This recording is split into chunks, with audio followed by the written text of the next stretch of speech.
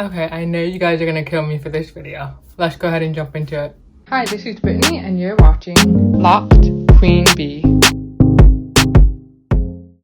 Hi guys, welcome back to my channel. If you haven't subscribed yet, go ahead and hit that subscribe button and also click on the bell so that you get notifications whenever I upload a new video. Okay, so in this video, we're going to go ahead and talk about some updates that I've made to my hair. So as you guys can see from a post that I posted on Instagram a while back, I now have a new set of locks. At first, I wasn't quite sure if I was going to keep this set in or if I was just going to leave it in for like about 6 weeks or so, take them down, and then figure out what I wanted to do. So I have a bigger set. Let me do a 360.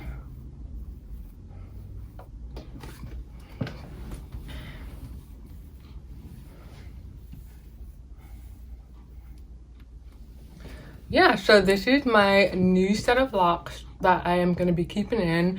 I'm going to give myself a little bit of room to figure out for sure if I want this set. So I will probably try to do at least 2 retightening cycles so that I can see, one, how big the new growth will be when it's interlocked. Right now, I really like the size of my braids, but I know that my hair is going to be a little bit thicker. And so I really want to see how my hair looks when it's interlocked before I take the set down. So let's first start with the takedown process. So this is like my, oh my god, I've taken down so many sets. Like I've started sets and then taken them down, kept a set in for like a couple of months, took them down. So I've been taking down my locks for quite a bit of time, and I really like to use conditioner when I'm taking down my locks. This makes the process so much easier. And so the conditioners that I used was Hello Hydration. I did get some I did get some conditioner from when I went to Curl Fest. So they give you like a goodie bag and there's different brands in there. And so I had a conditioner in there that I had never touched, and I really needed a full bottle of conditioner in order to apply it to my head. And surprisingly, I didn't need as much conditioner as I thought I was gonna need. So that bottle covered me. And so I used those 2 brands, not at the same time, but like my Hello Hydration, that bottle was running low, and so I needed some more product, and I just used that conditioner that I had laying around for a while. So the thing that I like about Hello Hydration, and this was kind of the case with the other bottle that I was using, but with Hello Hydration, there's definitely a lot of slip, so I think that this would make it easier for you to take down your locks. The other tools that I used was a push pin and a comb. So if you use a comb, you need a comb with like the smallest teeth possible so that you can get in between the interlocks, like literally the loops in your interlock, so that you can pull those down and then separate it and pull it down and separate it. So those are really the only 2 things that I used to take down my locks. I did use obviously clips to section my hair and to separate what I was working on and what I've already completed. Let's talk about how long this process took me. So my problem is I think about taking down my locks. I go for like a week or 2 and I basically ignore that feeling of wanting to take my locks down. And then at like super late at night, I decided to take them down. And so the last 2 or 3 times I've taken my hair down, I started super late in the evening, so around 5 o'clock up to probably about 8 o'clock, I've started the process of taking down my locks. And so this last time I started at about 8 o'clock and I went until about 2 a.m. and I was like, okay, I need a break. I slept. I probably woke up around 10, if not earlier, 10 a.m. if not earlier, and I completed the takedown, and it actually took me much longer. So I think I went from like 10 a.m. to about, oh my god, maybe 11 p.m. Like it took me so long to take down this last set, and it was kind of annoying because I probably finished around 11 p.m. or 12 a.m. and then I had to detangle my hair. I had to rinse out the conditioner.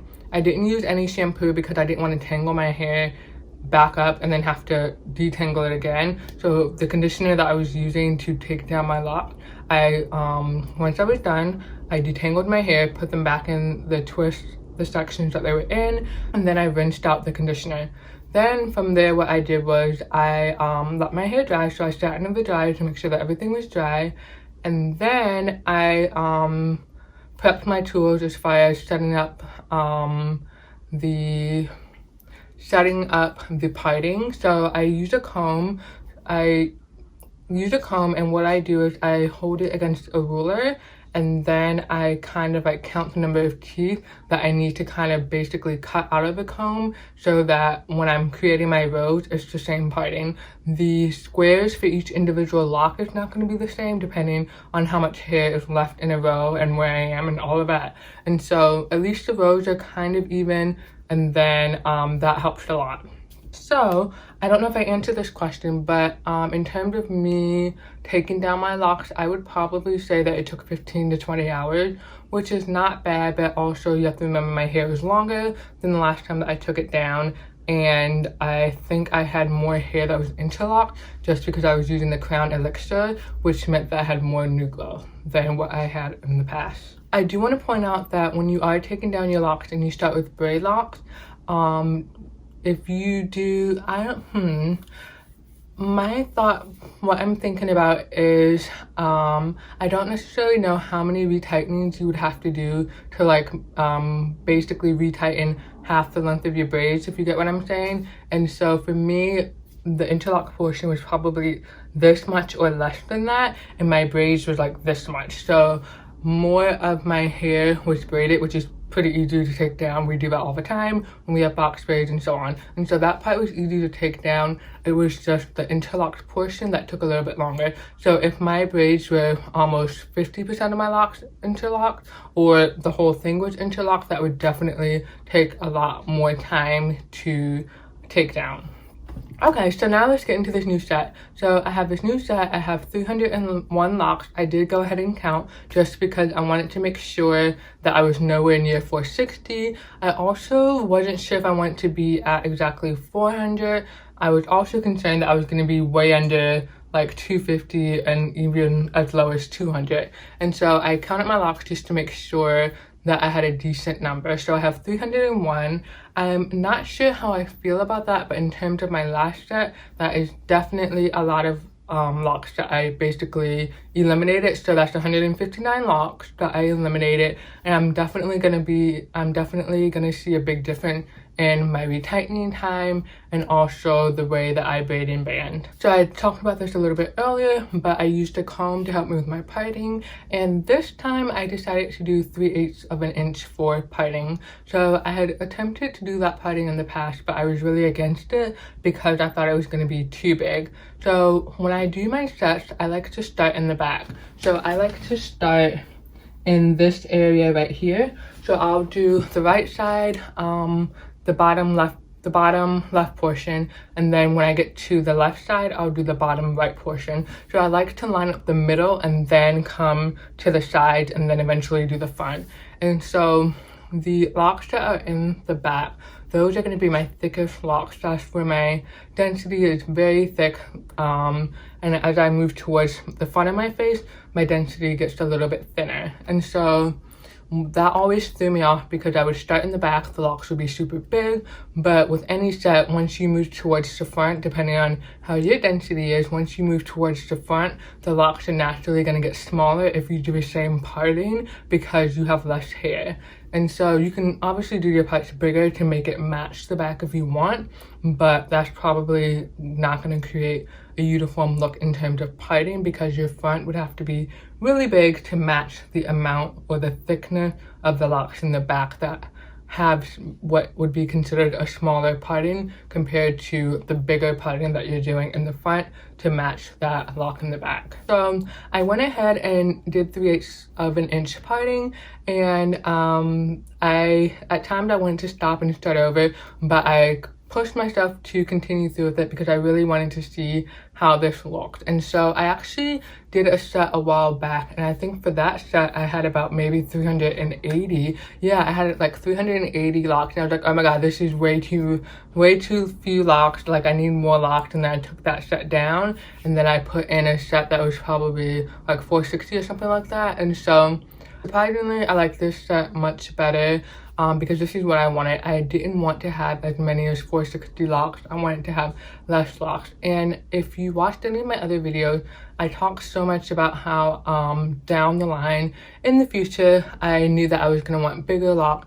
I was going to want to spend less time on maintenance, and I was going to want less locks. And so Yeah, I could have kept my locks in with 460 and then eventually combined them. The thing that bugs me about combining locks is that I really have limited control over my parting. So if I start with a loose natural set of hair, and I basically can do whatever I want with the parting. If I am working with an existing set of locks that I'm trying to combine, my parting is going to be very limited, and I don't have much control over the way the parts look or the way that the locks will be sized. And so that bugged me because I started to think, well, if I want to combine my hair in the future and I don't like my hair, does that mean that I have to cut them off and start over? Do I have to take them down and start over? And I knew that I wasn't going to want to do that because, one, I mentioned that when you have more hair that is interlocked and you take down your locks, that's going to take much longer. So if you think 15 hours or 20 hours is a lot of time to spend taking down your locks, it would be way longer than that. And I don't know that I would want to spend that much time. I'm sure, don't quote me on this, but I'm sure that I could commit to taking down a set that I've had in for 2 years, for example. I'm sure I could commit to taking that down and come back and show you guys a full head of loose hair, but that's not something that I, as of right now, want to do. So with this set, I probably had a little bit more than 301 locks. I probably had maybe 301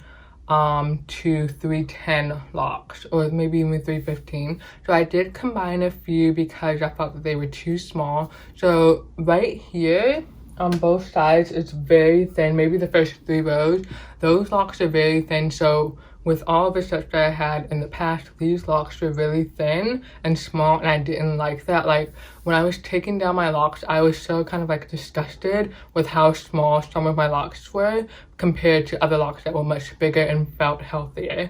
And so these locks are always going to be thinner, and then up here, my density didn't seem to be affected by the way that I cared for my hair when I was younger, when I was getting braided and all of that. And so these locks are going to be thick, and they're going to kind of match the thickness in the back, but this section is going to be the exception.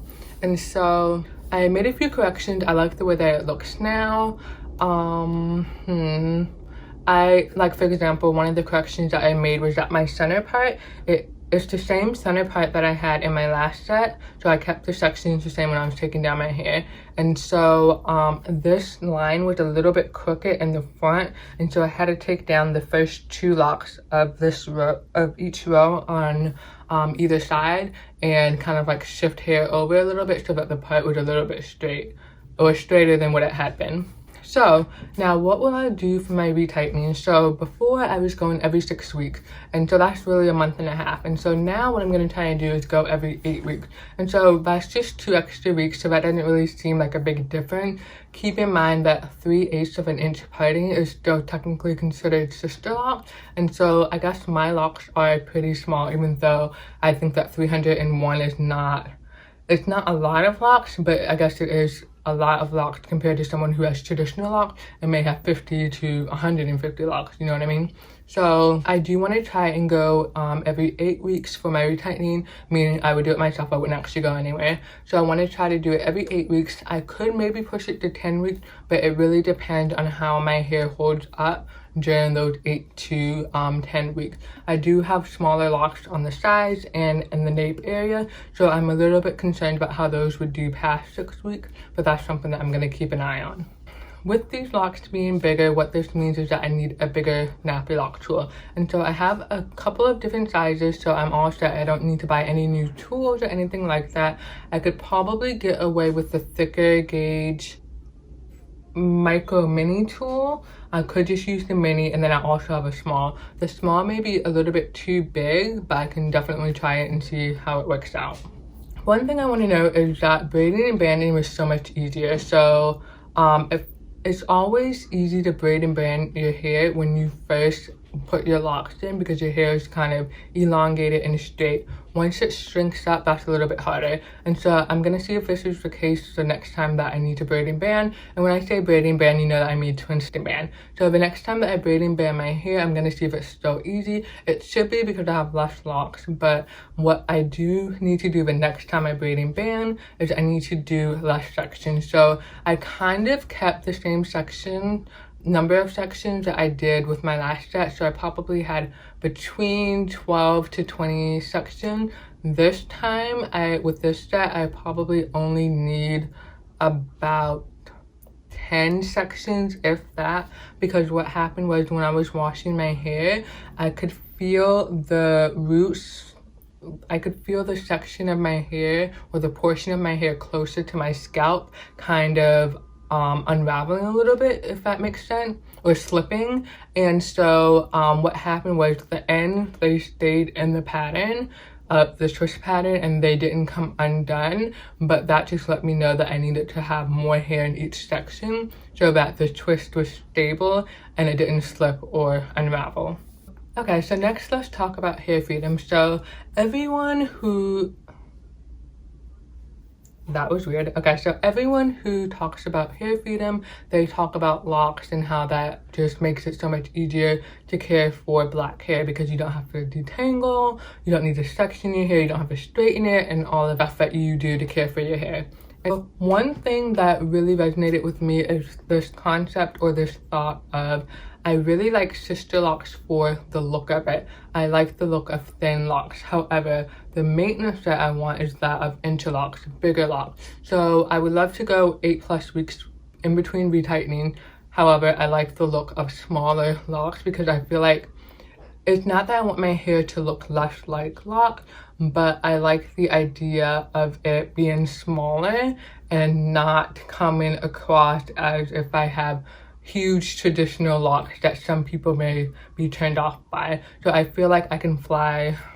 There's something in my eye. Sorry, there's a piece of hair in my eye, probably from me messing with my hair earlier. So what I really like about Sisterlocks is that the locks are small to where you can kind of fly under the radar, to where if someone were to discriminate against you for having locks, they're gonna have a harder time doing that because one, they may not even notice that you have locks, and that's probably such a bad thing to say, but it is true. There is still discrimination against locks from people who don't really understand the whole concept or the purpose of having locks. Another thing that came to me when it comes to hair freedom and Sisterlocks is that Sisterlocks is basically the new relaxer. So I have nothing against Sisterlocks. I love the look of it. I love the concept. I love that it puts money into the hands of black women. But Sisterlocks is basically the new relaxer. So every 6 weeks, every 4 to 6 weeks, you have to go to someone, pay them to do your hair. So if you are someone who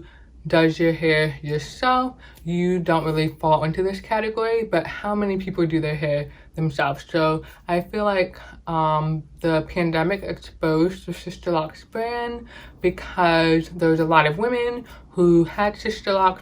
They couldn't get to their consultant to do their hair. They didn't know how to do their hair themselves, and so they were left scrambling. So a lot of people either combined their hair, took their hair down, cut it off, or they did something else with their hair, or they just learned how to maintain it themselves. And so I feel like true hair freedom allows you to care for your hair yourself without having to rely on a second party to do so, and it doesn't require a lot of time for you to do your hair. So as a loose natural, you aren't really dependent on a second person, but it may take you hours and hours to do your hair every couple of weeks, every couple of weekends, every day, depending on what style you want. And so that is, in a sense, it can be hair freedom if you know what you're doing. If you don't know what you're doing with your hair, it's not hair freedom. And so with Sisterlocks or any type of locks in general, I don't like the idea of having to be dependent on someone to do my hair. And that's why with this set of locks, I'm glad that it is bigger locks with a less number of locks because it makes it easier for me to maintain myself. So my guess is that it probably will take me, and this is me given a number on the lower end of things, I'm hoping that it takes me like 8 hours to do a set. I don't know if that's possible, but I'm hoping for 8 hours. That would just be a full work day of me interlocking my hair. It's much better than going 12+ hours, and if it's less than 8 hours, that's even great. So I really want to cut down the time on my retightening so that I can spend more time doing the things that I like outside of doing my hair. So one other thing I want to point out with hair freedom is that this is the definition of hair freedom is different for different people. So there are some people who get Sisterlocks and they really like their Sisterlocks. They never take them down, they never cut them, they never do anything bad with them. They go to their consultant every 4 to 6 weeks and they are committed to having those Sisterlocks. There are other people who, you know, try Sisterlocks, they decide it's not for them, they go back loose natural, or they combine their hair. So I do just want to put that disclaimer out there that hair freedom means different things to different people. Okay, so I want to talk about the Crown Elixir. So I placed an order in February, I believe. It is now March 30th and I am still waiting on, I think, the 3 or 4 bottles that I ordered. They have not come yet. So I've basically spent a month of not using the Crown Elixir. So I'm not happy about that because this could have been like an inch of new growth basically, you know what I mean? And so I'm not happy that it's taking so long for it to be delivered, shipped and delivered, but I'm working with my current circumstances. I am glad that not having the Crown Elixir allowed me to one, wear my hair loose so that I can kind of like feel my locks and play with them a little bit more. And that goes back to what I was saying, that when I was taking down my locks, I didn't like how small some of them were. And so not having the Crown Elixir helped in that sense of me getting to re-know my hair a little bit. I did feel a little bit guilty about taking my locks down because I felt like that was gonna somehow undo the new growth that I got from the Crown Elixir. Like I was gonna have a lot of breakage when I took down my locks, and I was gonna be back to where I was when I first put the set in or before I started using the Crown Elixir. So I did have some guilt about that, but I'm glad that I pushed through and took down that set because that was actually something that I really wanted to do. So I do plan to use the Crown Elixir with this set. I am gonna burn and band because I don't want my ends to unravel. So my ends on this set are a lot bigger because the locks themselves are bigger. And so I think my hair might lock faster than with any of my other sets just because of the fact that these locks are thicker, and so I feel like they have more to hold on to and keep stable and actually lock. Whereas when there's less hair, I feel like there's more unraveling that can happen and so on. And so I'm gonna definitely keep braiding and banding because I don't want to have the fat ends I had in my very first set that I had for 2 years. So I'll do that, and then I still think I want to use the Crown Elixir until at least December. I am gonna think about it once I go through those 3 or 4 bottles that I ordered and figure out what I want to do from there. Yeah, so that was a quick update on where I am with my hair journey now and the changes that I've made. So I hope that this video was helpful for you if you're curious about what hair freedom is, if you're curious about what it's like to have a small set of locks and transition to a bigger set, or if you have any other questions about having locks. So thank you guys for watching. Bye guys.